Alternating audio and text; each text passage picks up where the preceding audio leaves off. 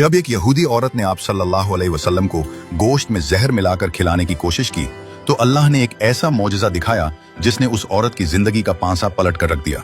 ये उस वक्त की बात है जब मुसलमानों ने खैबर को फतह कर लिया था, जो यहूदियों का सबसे मजबूत किला और गढ़ माना जाता था। खैबर फतह हुआ तो वहां के यहूदी सरदार हारिस बिन अबिल हकीक भी मारे गए। उनकी बेटी जैनब के दिल में बाप की मौत का गम था और साथ में बदले की आग भी। उसने सोचा कि अगर मैं मोहम्मद सल्लल्लाहु अलैहि वसल्लम को खत्म कर दूं तो सबका बदला पूरा हो जाएगा। उसने एक मंसूबा बनाया और लोगों से पूछा कि नबी करीम को गोश्त में से कौन सा हिस्सा ज्यादा पसंद है। लोगों ने बताया कि दस्ती यानी कंधे का गोश्त। उसने एक बकरी ज़िबह की, उसे भूना और फिर उसमें इतना जहर मिलाया कि जो भी खाए फौरन मर जाए। खास तवज्जो दस्ती पर दी और उसमें सबसे ज्यादा जहर भरा। फिर वो नबी करीम की खिदमत में हाजिर हुई और अर्ज किया कि ये हदिया है, कबूल फरमाएं। नबी करीम हमेशा हदिया और तोहफा कबूल फरमाते थे। अभी नबी करीम ने गोश्त मुंह तक ले जाया ही था और नवाला चब्बा ही रहे थे कि अल्लाह की कुदरत से उन्हें बताया गया, रुक जाओ, इसमें जहर है।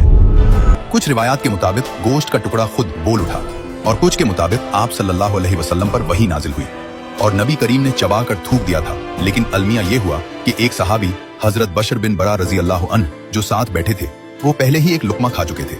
जहर इतना तेज था कि वो फौरन बीमार पड़ गए और कुछ अरसे बाद शहीद हो गए। आप सल्लल्लाहु अलैहि वसल्लम ने जैनब को तलब करके जहर आलूद गोश्त देने की वजह पूछी तो उसने कहा कि मैंने सोचा था कि अगर आप वाकई अल्लाह के नबी हैं तो अल्लाह आपको बचा लेगा और जहर कुछ नहीं कर पाएगा, और अगर आप सिर्फ एक बादशाह हैं तो जहर काम करेगा और मैं अपनी कौम को आपसे हमेशा के लिए निजात दिला दूंगी। नबी सल्लल्लाहु अलैहि वसल्लम ने उसे माफ कर दिया। लेकिन जब हजरत बशर रजी अल्लाह अन्हु शहीद हुए तो ये मामला सिर्फ नबी सल्लल्लाहु अलैहि वसल्लम का न रहा, ये एक सहाबी के खून का मामला बन गया और उनके घर वालों ने कसास मांगा, यानी जान के बदले जान, जो उनका शरई हक था, और फिर उसे कत्ल किया गया। रिवायात के मुताबिक उस एक लुकमे का असर नबी सल्लल्लाहु अलैहि वसल्लम पर आखिर तक रहा।